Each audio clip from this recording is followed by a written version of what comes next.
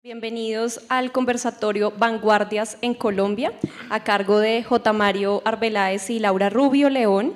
Este conversatorio se programa como apoyo a la exposición temporal Un Arte Propio, Convergencias entre México y Colombia, que ustedes podrán visitar hasta el próximo 18 de febrero en el tercer piso del museo. Durante la década de 1930, los artistas colombianos se inspiraron en los muralistas mexicanos y esa relación de convergencia se mantuvo a lo largo del siglo hasta la década de 1960. Gracias a la gestión de Marta Traba, el joven artista mexicano José Luis Cuevas visitó el país y trajo consigo un nuevo lenguaje artístico, la neofiguración. Artistas como Pedro Alcántara, Carlos Granada, Leonel Góngora y Norman Mejía se pusieron al corriente de ese nuevo lenguaje que era del todo conveniente para referir el complejo contexto de violencia que aún experimentaba el país.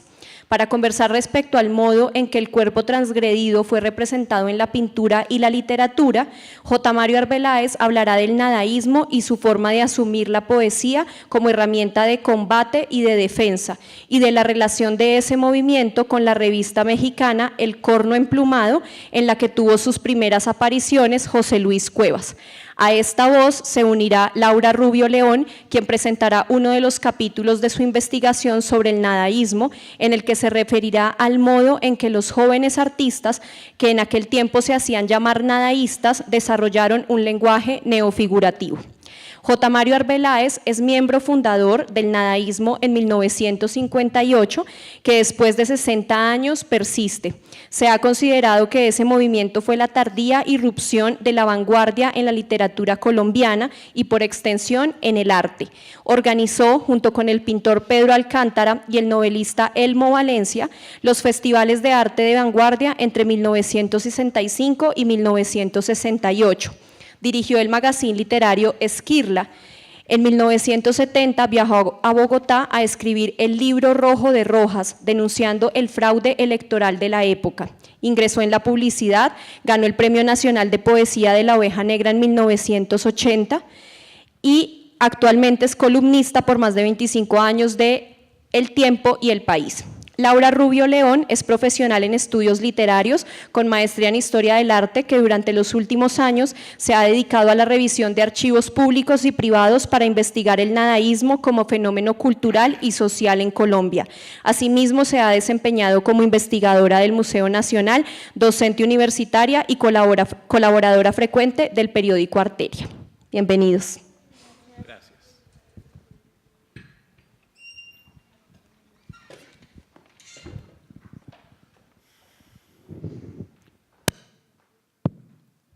Muy buenas tardes, bienvenidos.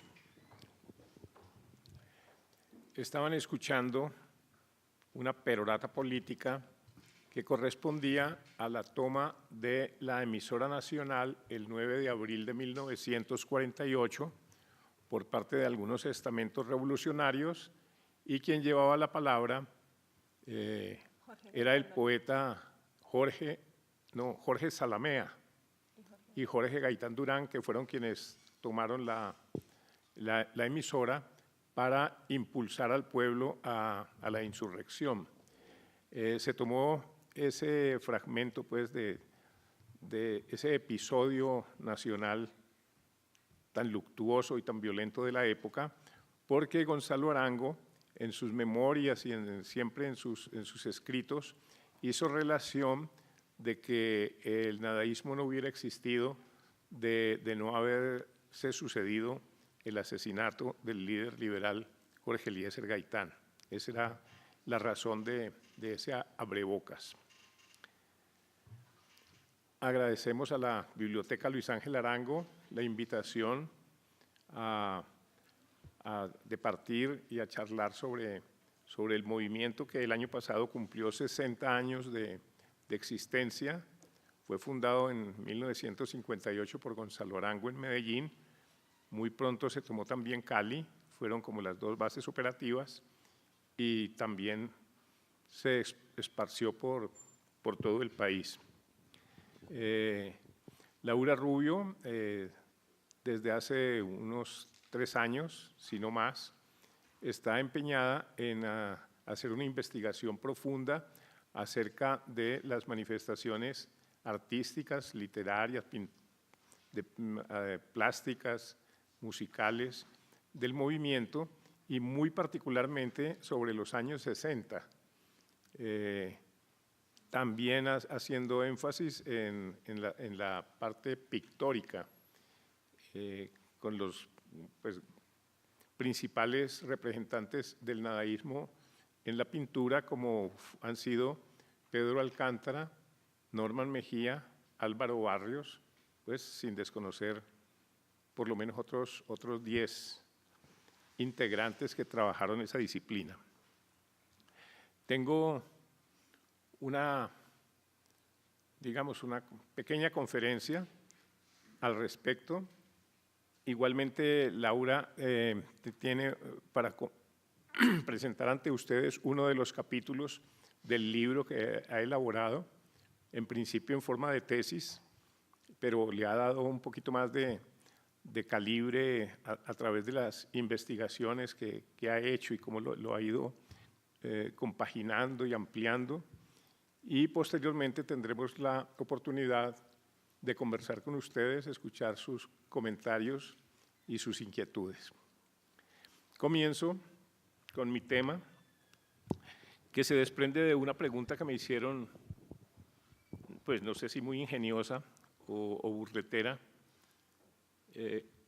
un periodista extranjero que decía: ¿existió realmente el nadaísmo? Y lo viene a decir pues, después de 60 años que llevamos en la palestra, que no hemos colgado la lira porque ningún movimiento posterior, más intrépido o más tenaz o más berraco, como se dice, pues tomó las banderas y la iniciativa. Naturalmente que en estos 60 años de los integrantes del movimiento hay que tener en cuenta dos cosas. Primero, el movimiento éramos el grupo de escritores que posteriormente publicamos libros, antologías y dábamos conferencias, salíamos en la prensa, participábamos en las antologías. Y otro, los muchachos que andaban con nosotros, pues que eran como compañeros de viaje, que también escribían sus poemitas, los publicaban de vez en cuando en alguna revista, pero no tuvieron, digamos, mayor resonancia. Sin embargo, todos esos jóvenes atláteres que nos seguían fueron incorporados en un tomo que me solicitó la Biblioteca Nacional y que ya debe haber salido, una biblioteca virtual de obras principales de la literatura colombiana.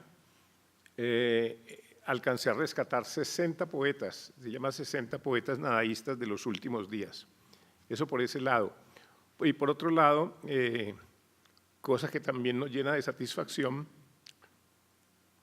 pues la Biblioteca Luis Ángel Arango nos ha, pues con ella hemos tenido unas conversaciones y bueno, al final de mi texto y mi conferencia les comentaré de qué se trata. ¿Existió realmente el nadaísmo? Mi primera relación con la poesía se operó el día en que el profeta Gonzalo Arango, recién llegado a Cali, comillas, a corromper a la juventud, predicándole el nadaísmo en 1959, procedió a romperme uno a uno los poemas que había confeccionado de los 15 a los 18 años, siguiendo los nutrientes de la poesía convencional en boga: Silva, Barba, Valencia, Carranza en lo nacional, y Becker, Geraldí, Leopardi, Nervo, Santos Chocano y Bernardes en lo universal. Era, por tanto, la mía una poesía primeriza y almibarada, apenas levemente tocada por el avisoramiento siniestro de Lautréamont, Baudelaire, Verlaine y Rimbaud. En realidad, a pesar de tener la sensibilidad del poeta, no había ingresado a ese nuevo mundo que nos descubrieron los monstruos. Me dejé romper la obra completa, que para lo único que me había servido hasta ese momento era para romper rabos, Pues comencé a escribir poemas a raíz de unas calabazas que me diera Gloria Sánchez, una chica muy linda de un barrio marginal donde iba a visitarla todas las noches en bicicleta, y tuvimos la ilusión durante varios meses de ser novios, hasta que un compañero me preguntó si me le había declarado y le dije que claro que no. Entonces, ¿cómo pueden ser novios si no han oficializado? Por lo cual organicé mis palabras para manifestarle mi amor, que sería punto menos que eterno, pues era la mujer más bella y más pura que habían tocado mis ojos, si a partir de ese momento me daba el sí. Y naturalmente me dijo no. Pues según me comentó más tarde, la sola mención de la palabra eternidad le hacía doler la cabeza. Por poco me tiro esa noche con todo y bicicleta al paso del tren. No era posible que una mujer rechazara a semejante hombre como entonces yo era, inteligente y pinta y buen billarista y buen bailarín. Un poeta joven y muy interesado en esa escuela del demonio, como consideraba por entonces la beatería las pistas de baile. Camaján por añadidura. ¿Saben ustedes lo que era un camaján de la época? Era un bailarín arrebatado de la música mexicana y caribeña de los años 50. Su atuendo consistía de pantalones de gabardina de bota angostísima, con doblez estilo tarro y chaqueta de paño, por lo general de cuadros con solapas anchas, como ancha era la pretina del pantalón por encima de la correa bien angosta, y cuyos bordes daban hasta 4 dedos más abajo del largo de la mano. Zapatos combinados y con puntera punteada, más una rodaja extra de suela en los tacones por aquello de la estatura. El cabello, que formaba una bomba sobre la frente llamada mota, se apretaba con gomina en los parietales y se entrelazaba en la perpendicular del occipital. Al caminar, oscilaba sus brazos por detrás del cuerpo y las puntas de los zapatos apuntaban hacia los lados. Su ídolo era Daniel Santos, quien en Cali tuvo socias, el cantante Tito Cortés, introductor de la yerba en el tablado de los artistas del ritmo. El camaján, también llamado pachuco, era el preferido como chulo por las prostis de Postín. Cada vez que se encontraba con alguien, lo primero que expresaba era «Uy, hermano», oración heredada de los tristes cómicos mexicanos Resortes y Clavillazo, que marcaban la tónica gracias a los laboratorios Churubusco Azteca. Su jerga impuso la palabra legal como sinónimo de bueno, disfrutable, agradable. De allí armé en un arrebato iluminado mi frase famosa: ¿qué necesidad hay de legalizar la marihuana si la marihuana es legal? Utilizada después por Ernesto Samper para su campaña hacia la presidencia de la República, que se le andaba trabando.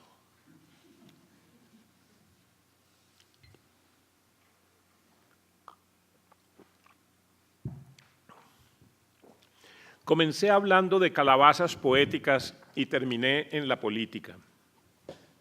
Lo hago porque he bailado con todo, porque nunca me he prohibido nada, no faltaba más. Pero sigo contando del infortunio emocional que me lanzó a cultivar la palabra bella y sagrada como bala o escupitajo. Esa noche, en medio de tamaña decepción, topé en la reducida biblioteca de mi papá. A pesar de ser dado al humanismo, algo guardaba de romántico, con unos poemas de don Ramón de Campoamor que parodié y llevé al otro día dedicados a la hermana de mi novia frustrada, a Florencia, quien con solo leerlos cayó en mis brazos. Habiéndome robado el albedrío, un amor tan infausto como el mío, y ya perdidos la quietud y el seso, volvía yo a Salomia en taxi expreso. No podía creer en el poder del encantamiento de esta sarta de verba. Al otro día, como Florencia no había llegado de su clase nocturna, me recibió la visita el hermanito en el jardín de su casa, quien también quería que le echara su poemita. La situación iba tomando los ribetes de Teorema de Pasolini. Entonces descubrí que el poema es el arma más desleal para conquistar a otro ser.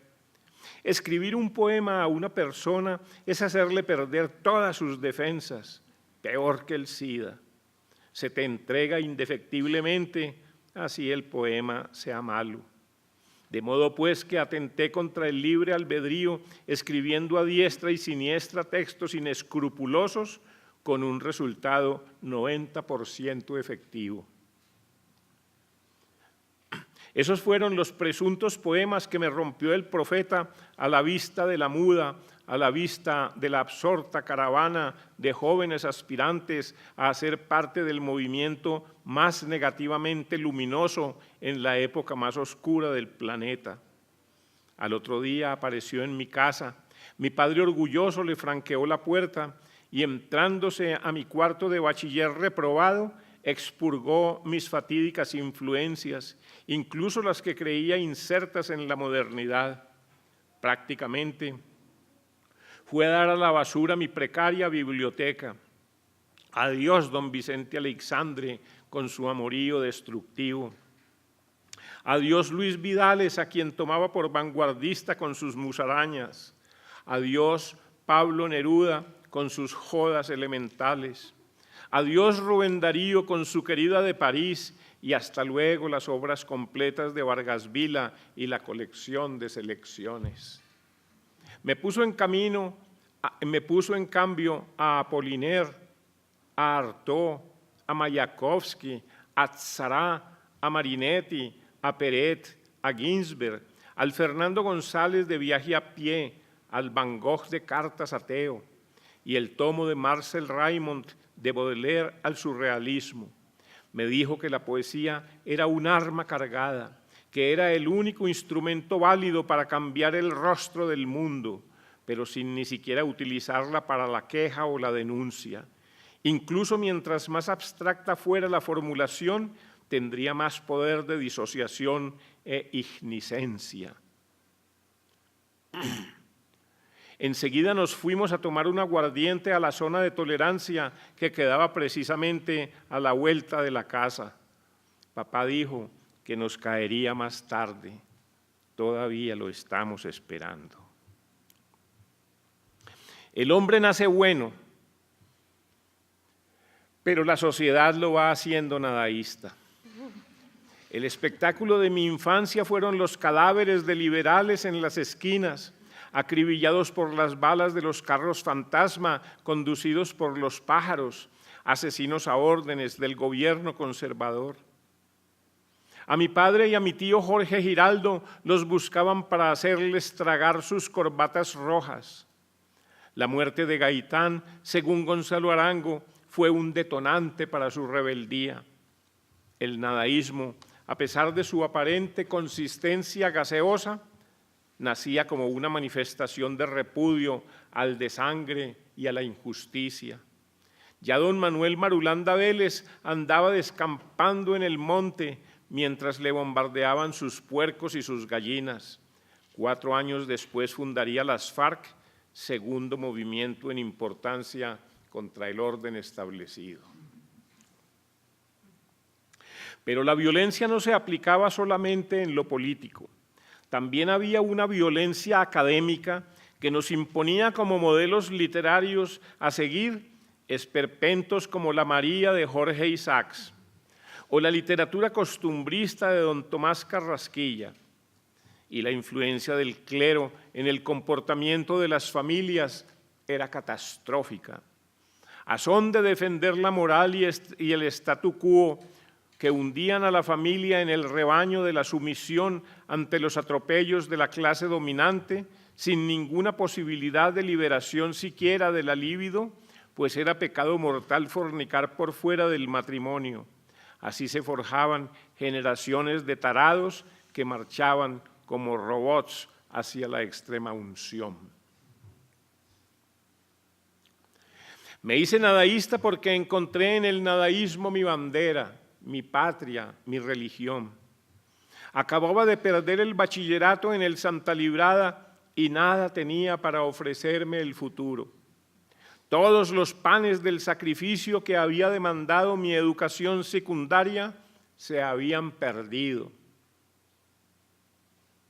Y no habría universidad para este reprobado.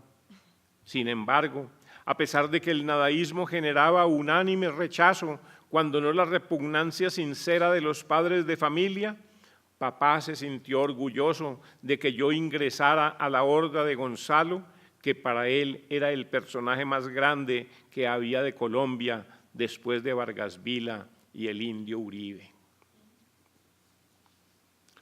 A pesar de que a estas alturas el nadaísmo es el pan de los ángeles, durante 40 años fue cianuro en la mesa del opulento. A más de la poesía, ese viaducto para saltar hacia el absoluto, cultivamos el panfleto al que le cambiamos el insulto directo por el sarcasmo contra esos poderes opresores de la vida, contra esos personajes nefastos, ocultos a veces bajo respetables pantallas. No fue posible seguir una sola vía.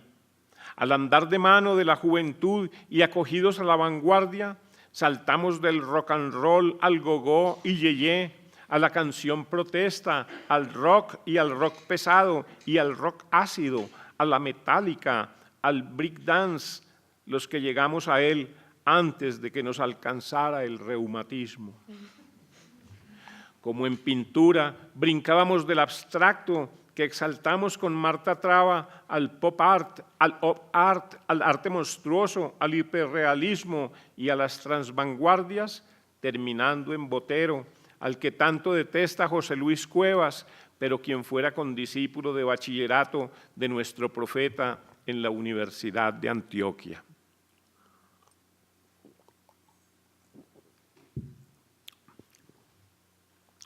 Igualmente, a la par que cantábamos a los guerrilleros heroicos, por entonces, que hacían la lucha contra el sistema desde el monte apoyados en la cruz de su metralleta, como Camilo Torres, nos sumergíamos en la posición de los monjes zen frente a una sociedad con la que no podíamos tener ningún tipo de comunicación, pues renunciábamos a la lógica de Occidente, a Aristóteles y a Descartes. A algunos en algún momento nos llegó la tentación mística. Gonzalo Arango terminó su vida prácticamente como un santo varón, habiendo renegado de su inventico que condujo a tantos jóvenes, según él, al desfiladero. Cuando él volvió su mirada a la divinidad, nos dejó viendo un chispero a todos los nadaístas de provincia que habíamos coincidido en Bogotá para hacer la revista Nadaísmo 70. Respetamos su transición, que nunca traición, como un acto muy personal que casi significaba la corona de la obra, como dicen los esotéricos, pero los demás continuamos sumergidos en la protesta y en la sacramental pereza. Yo tuve a mi vez contacto con una horda de místicos que se comunicaban con unos santos de la Iglesia, San Nicolás de Tolentino, San Agustín de Hipona y San Alonso Rodríguez, por métodos de mediumnidad, y me reclutaron para una misión cismática que terminaría con la imposición del verdadero Cristo por sobre la Iglesia de Roma. Eso fue en 1967. Estuve en la Luna cuando el alunizaje de Armstrong, que conté en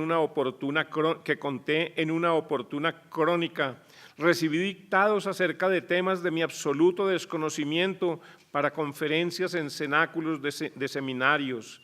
Dicté una conferencia en los baños turcos del Hotel San Francisco titulada El nadaísmo a todo vapor, por sugerencia de San Nicolás, y me gané una larga temporada de vivienda gratuita. Todavía no he renegado de mi ateísmo, pero cada vez siento más nítidamente a Cristo caminando hacia mí con pasos de animal grande. Dije en algún poema que de iconoclasta solo tengo este puño que tumba templos. Fui uno de los que siguió más a pie juntillas la sentencia del profeta de no dejar una fe intacta ni un ídolo en su sitio. Durante mucho tiempo mis antiídolos fueron Laszlo Toth, el húngaro que destrozó a martillazos una rodilla del Cristo de la Pietà en el Vaticano, y Ali Agca, el turco que disparó contra el Papa en la plaza de San Pedro. Nuestra prosa sostenía que en una mano el martillo del uno y el revólver del otro, pero nuestra fortaleza nunca fue la praxis, ni siquiera por pacifismo, sino por física flojera. Nos contentábamos con ser los autores intelectuales de la revuelta del fin del mundo, criminales perfectos.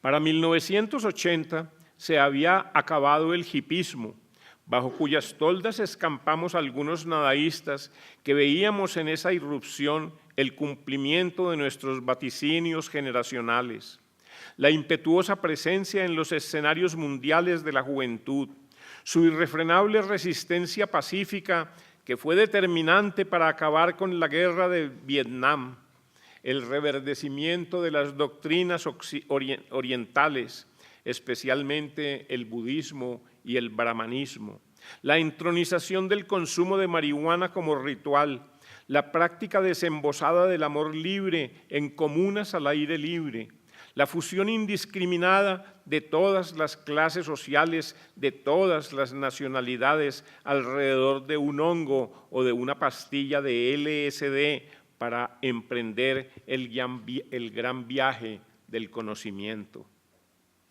Así como Ginsberg en Norteamérica, que había sido beatnik, nos tocó asumir una influencia natural en esta tribu que con su pacifismo inherente venía a imponer un tempo más revolucionario que la izquierda recalcitrante contra los altos muros del establecimiento.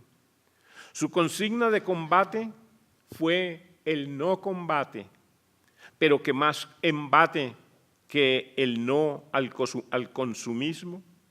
Para empezar, casi quiebran los peluqueros y los fabricantes de elementos suntuarios de aseo, los perfumistas y modistos, porque fue mucha la juventud burguesa que se adhirió a nuestras fachas y a nuestras mechas. Cuando se acabaron los hippies, porque se les acabó la ropa, me quedé viendo un chispero. 10 años llevaba en Bogotá viviendo de la magia de mi amante maga y de mi nombradía alcanzada con el libro El profeta en su casa de 1965. Pero apareció otro J. Mario, que era presentador de televisión y me había desdibujado. Para los de mi casa había sido una promesa incumplida. El editor de La Oveja Negra, José Vicente Cataraín, no me recibía para no tener que rechazar el legajo de mis poemas. En todo caso, los empaqué y envié al concurso convocado por él y por Mario Rivero, director de la revista Golpe de Dados, y desde luego gané, pues el jurado, además de Mario, figuraban Darío Jaramillo Agudelo y J.G. Cobo Borda, los únicos otros poetas nacionales que hubieran podido ganarme. Ese premio me representó, además de los abultados morlacos prometidos por San Nicolás, una amante burguesa espectacular, un llamado de la empresa publicitaria para que percibiera el mismo monto del premio todos los meses del resto de mi vida y una gira poética por Europa Central a partir de la participación en el Festival Poético de Macedonia, Las Noches de Struga. Desde entonces cambió mi vida. Como Marinetti, me construí un castillo con las piedras que me tiraron. Se me acusa de socialista porque nunca me alejé de la vida social. A diferencia de la mayoría de los nadaístas, que prefirieron ser eremitas. Ojalá hubiera podido ser un dandy como Baudelaire, aún con las solapas chorreadas. Todo se desprende de que como mi padre era sastre, hizo de mí un hombre de paño y sobre medidas. Casi no venzo su resistencia para que me dejara un día embutirme en unos bluyines. Era un muchacho de barriada destinado a comerme el mundo. Debía por lo menos aprender el uso correcto de la servilleta. Cioran, que es el enemigo más grande de todo lo que huela a sociabilidad humana, afirmaba que asistía a los cócteles cuando escaseaba el whisky en su casa. Me dediqué a la vida pública cuando fracasé en mi vida privada. La mayoría de las veces me iba mejor por la calle que por la casa, de modo que atemperaba el trabajo de las yemas de mis dedos en la casa sobre las teclas y afuera sobre otras teclas. También se nos acusaba de mantenernos al margen de los compromisos políticos, pero puede calificarse de pseudo-revolucionaria a nuestra efervescencia de los años 60. Pero si es lo más auténtico que se ha sucedido en la historia de la humanidad desde la Atenas de Pericles, el Renacimiento italiano, el Siglo de Oro español y el Iluminismo francés. Hasta el comunismo de entonces tenía algo de mesianismo. La revolución había que hacerse de manera global, no dándole gusto solamente al estómago, sino a cada una de las vísceras de la desasida criatura humana. Con la revolución económica había que hacer la revolución cultural, la revolución sensual, la de la mente hacia las regiones desconocidas. Actualmente seguimos luchando por introducir el sexo y la permisividad de la droga en los contextos legales, para que cesen las psicopatías de las aberraciones y la violencia del narcotráfico. Son problemas aún vigentes en la juventud que ya ha superado, felizmente, los traumas del clero y de la academia. Respecto del nadaísmo como ideología, puedo decir que hubo tantos nadaísmos cuantos nadaístas hubo. Cada uno iba haciendo la doctrina del nadaísmo a medida que avanzaba con sus actos fallidos. El único más o menos coherente con la formulación de la inacible doctrina fue su fundador Gonzalo Arango, quien aprovechaba su insomnio constelado para formular teorías a través de sus cuentos y de sus obras de teatro, apoyándose en lo que iba leyendo de sus aliados. Solo trabajaron a fondo la filosofía nadaísta Gonzalo y Eduardo Escobar. Jaime Jaramillo Escobar formuló su estética. Elmo Valencia y yo nos dedicamos a la picaresca. A los demás solo les preocupó la creación literaria. Recuerdo que en el surrealismo Breton era recalcitrante contra la homosexualidad de sus miembros, mientras que entre los Vignis casi que era una condición. Entre nosotros fue hermoso y significativo el aporte de los discípulos de Cavafis. Hay que recordar que un señor Rubayata habla en Quién es quién de la poesía colombiana de la mariquería de los nadaístas, a la que opone la machera de un tal Zafir. Pero no voy a referirme a circunstancias nacionales epigonales del surrealismo mal digerido, que confunden la unión libre con la libertad de joder al opositor y a la escritura automática con la navaja electromagnética, porque ya estoy muy herido.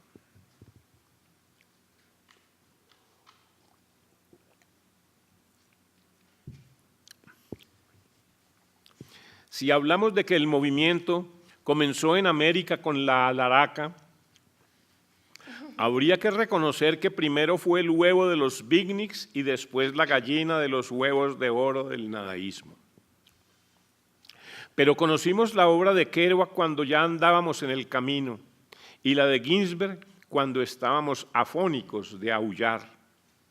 En nuestro magazine Esquirla publicamos Howl, como el manifiesto amotinado, alucinado, libertario y drogo de la nueva generación.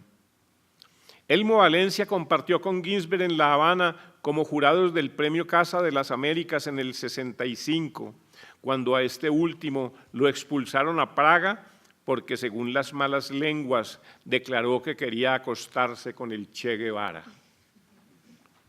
En Praga fue coronado por la juventud como Rey de Mayo y dio un recital con Elmo en un club nocturno donde su majestad terminó dormido en el trono del inodoro. Preocupa mucho a los estudiosos hasta dónde ha llegado internacionalmente el sello del nadaísmo. Debo aclarar que el sello nadaísta para almohadilla de tinta todavía no lo hemos mandado a hacer. Además, ya pasó a la historia con la revolución informática. En todo caso, la poesía en Latinoamérica entera ya tuvo su sacudón. No diría que por obra del nadaísmo, sino de todas las influencias comunes que nos marcaron. Entre ellas, la indeleble huella del poeta sacerdote Nica Ernesto Cardenal. En los años 60 estuvimos involucrados con la revista El Corno Emplumado, que manejaban en México Sergio Mondragón y Margaret Randall, y era el puente intercomunicativo de la poesía latina con la norteamericana. Y con Pájaro Cascabel de la inolvidable Telma Nava, y con Eco Contemporáneo que dirigía en Buenos Aires Miguel Grimberg, y con La Bufanda del Sol de los Sánsicos comandados por Ulises Estrella e Iván Egues, y con Rayado sobre el Techo de los integrantes del Techo de la Ballena venezolano. Lo raro es que el gran salto de vanguardia que propiciamos a nivel internacional es tratado ahora de contrarrestar con un neorromanticismo alemán que nos deja fríos. Se está tratando de que la juventud actual dé un gran paso atrás en las conquistas poéticas, pero habrá que aceptar que la reacción también tiene su derecho al pataleo. Todos los días de mi vida se plantan ante mi estudio jóvenes que dicen querer continuar con el movimiento nadaísta, así haya que alterar o complementar sus primeros postulados. Les tiro un hueso y se van felices a roerlo y a hacerlo carne en su expresividad espontánea. Por ahora hay grupo en varios pueblos de Colombia que están recogiendo el palo de la bandera, ya que no tuvimos recursos para comprar y pintar el trapo. El nadaísmo fue para siempre, y fue para la juventud, y fue para la libertad libertina, y para el combate, y para la diversión. ¿Quién iba a creer que sería un movimiento vigente y como el que más en el siglo XXI? En estos 2 últimos años se han publicado más libros nuestros que en los 40 anteriores. A lo mejor ni el mundo ni los intelectuales solitarios no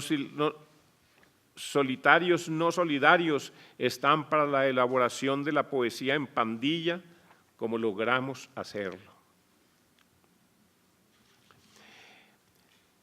Si he andado con poetas de la peor calaña, de esos que creen que si existe otro buen poeta en el país hay que exterminarlo, y he andado con putas de la mejor especie que han sido eminencias detrás del trono, y he andado con narcos cuya amistad era el orgullo social de nuestra clase dirigente, y con guerrilleros sin alma que creían estar cumpliendo sus idealismos justicieros, y con delincuentes comunes que nos han servido de guardaespaldas, porque no puedo andar con políticos como han hecho Gabo, Mutis, Rojas, Carranza, sin que nadie les diga nada. No tengo por qué retirarle la palabra a ningún leproso. A algunos les he ayudado para joder a los otros, como al general Rojas cuando le robaron las elecciones. A otros, en cumplimiento de mi trabajo publicitario, como al presidente Pastrana, a quien comencé poniendo en la alcaldía de Bogotá, y a otros porque me generan una enorme simpatía personal y amorosa, como Noemí Sanín, pues aspiraba a ser el primer tinieblo de la nación. Siempre me cuestionan mis actuaciones, precisamente quienes no tienen por qué ser mis veedores. Cuando trabajé en la publicidad me tildaron de tránsfuga, sobre todo los izquierdistas. Cuando escribí en la gran prensa me llamaron vendido. Cuando me gané los premios de poesía me acusaron de fraudulento. Cuando tuve carro me dijeron que me veían desdibujado. Cuando tuve hijos, a partir de los 50 años, me sacaron en cara mis antiguos escritos contra la paternidad. En todo caso, yo como nadaísta nunca hice votos de pobreza, ni de castidad, ni de aburrimiento.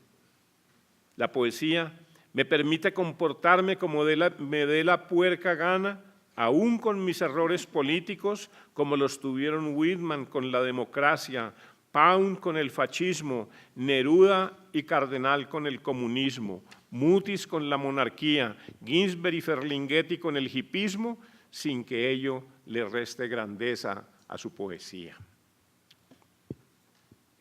En Colombia hemos vivido el tiempo de los asesinos al que se refería Rimbaud. Hemos padecido la guerra por más de medio siglo. Logró acabarse merced a la labor de un nadaísta en Cuba, Humberto de la Calle, a quien como gratitud lo mandaron a freír espárragos. Luego ha llegado el tiempo de los poetas. ¿Y qué puede hacer un poeta si retorna a la guerra, aparte de no dejarse matar? Aparte de tomar nota para la epopeya futura, ¿deberá dirigirse a los bandos en trifulca pidiéndoles sensatez? Lo único que le queda es no embanderarse, porque en el bando que se ponga la lleva perdida, ya que ningún bando tiene razón, sobre todo si desconoce las razones del otro.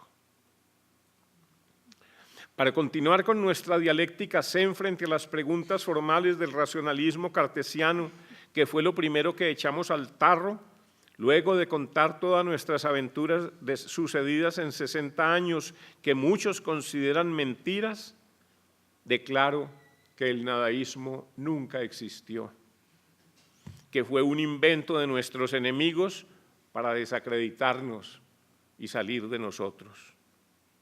Pero les quedó tan bien hecho que nos condenaron a permanecer para siempre, entre otras cosas, porque ya la Biblioteca Luis Ángel Arango ha adquirido nuestros sagrados archivos. Muchas gracias.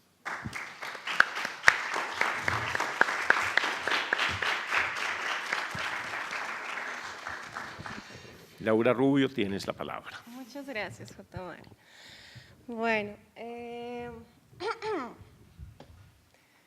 esto es casi para mí como una entrega de tesis, de una tesis que decidí no hacer,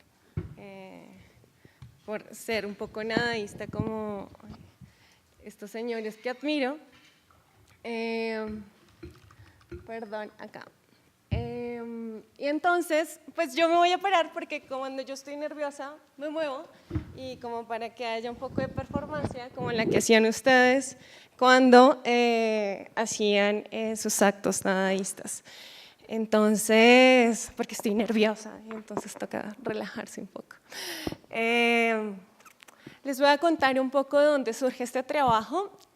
Yo trabajaba como investigadora del Museo Nacional de Colombia dentro de este proyecto grande de renovar su guión curatorial que lleva bastantes años, y la curadora en ese momento, quien era mi jefe, María Mercedes Herrera, me encomendó una tarea y era averiguar sobre el cuadro de Ignacio Gómez Jaramillo del San Sebastián en las trincheras.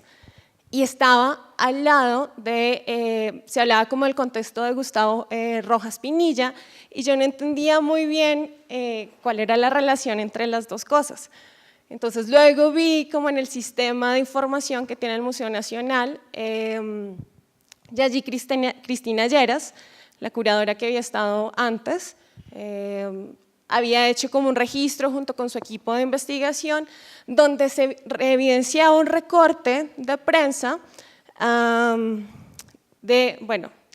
Rojas Pinilla, 53 al 57, para que se ubiquen temporalmente, y decía que Ignacio Gómez Jaramillo iba a regalarle este cuadro a Rojas Pinilla en un intento para que este nuevo gobernante pues fuera condescendiente con los artistas. Y a partir de eso empecé a pensar, bueno, pues Rojas Pinilla, ¿quién es Rojas Pinilla en la historia de este país? Si ustedes se lo preguntan, hay como dos versiones. Entonces hay una que dice, fue el dictador colombiano, y de otro lado está como no, fue alguien como que buscaba el beneficio de la sociedad colombiana. No coincide una cosa con la otra, es completamente diferente en la interpretación. Y entonces eso me llevó a empezar a leer la historia de Colombia, y por ahí derecho me encontré con los nadaístas, porque los nadaístas aparecen en el 58, y el nadaísmo también, para entender un poco qué sucede con estas nuevas generaciones, esta que ahora tiene 30, era que en el colegio no se leía, no estaba dentro de los libros de texto, y bueno, ustedes escucharon que yo estudié literatura, tampoco dentro del canon de una academia de historia de la literatura había como dentro de la historia de la poesía colombiana no estaba el nadaísmo, pese a que en los manuales sí estaba. Entonces era como, esa historia no está porque no está tan contada. Entonces ese fue el punto de partida, y pues les voy a contar, a ver dónde me acomodo mejor, porque quiero empezar con esta foto. El tema, creo que lo puedo hacer como acá. El tema de esta conversación con J. Mario Arbeláez es las vanguardias en Colombia. El concepto de vanguardia es bastante complicado si uno lo empieza a revisar historiográficamente, tanto para la literatura como para el arte en Colombia. No hay como la categoría de vanguardia como tal, ni un concepto específico. Nadie lo ha pensado como conceptualmente. ¿Por qué? Porque todo el tiempo se habla de una vanguardia cuando hay una regeneración, cuando aparece como una nueva fuerza de poesía o de arte. Se habla de una nueva vanguardia, pero en realidad no se puede pensar, como en el caso europeo, con un juicio historiográfico, donde hay como acá hay un cambio y acá hay toda una propuesta. Ahora sí, la foto. Esta foto es interesante porque, bueno, para entender el personaje y esta coincidencia entre, para unos es una cosa y para otros otra, el señor general Rojas Pinilla, pues tuve que ir hasta los 30. Rojas Pinilla está en el 53, del 53 al 57, y pues me encontré con esta foto que hace de la parte de la historia crítica de la poesía colombiana, de Harold Tenorio Alvarado, y allí reporta esta fotografía donde aparece una generación súper importante. Esta fotografía aparece en una nota de la revista Semana del 14 de noviembre de 1955, es decir, cuando ya Rojas Pinilla está en el poder. Y la nota es la siguiente. En esta fotografía, tomada bajo la primera administración de López, se están refiriendo a López Pumarejo, figuran los escritores liberales de 3 generaciones, los del centenario que había llegado al liberalismo al poder en 1930, la de los nuevos que debía intervenir activamente en su caída en 1946 y la de la serpentina que perdió sus expectativas cuando cronológicamente le correspondía el primer plano. Bueno, entonces, ¿quiénes están en esta fotografía? El personaje que se une con esta narración que les estaba haciendo de cómo llegué a la investigación es quien ven allí, el primero arriba.